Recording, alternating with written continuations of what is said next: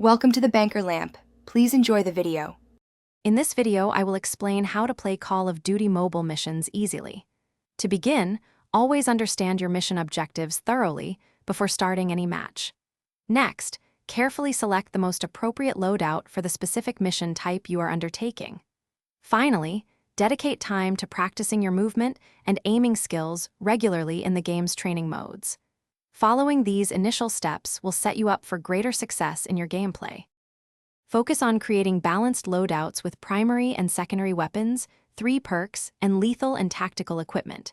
Consider your playstyle, whether aggressive or defensive, and adapt your choices.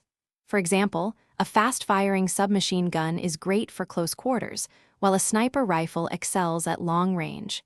Experiment with different attachments to enhance weapon statistics like accuracy or damage.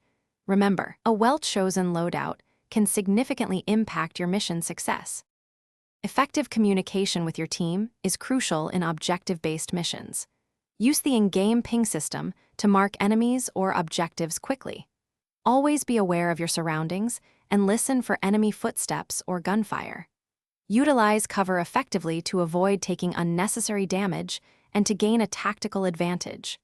Remember to complete secondary objectives when possible, as they often provide valuable rewards and experience points, boosting your overall progression. After completing missions, review your performance to identify areas for improvement. Collect your rewards, which often include weapon experience cards, credits, and battle pass points. Use these resources to upgrade your weapons and unlock new attachments or operators. Participating in daily and weekly challenges also provides additional rewards and helps you progress faster.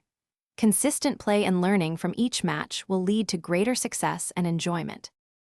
Thanks for watching. If this was helpful, leave a like and consider subscribing. See you next time.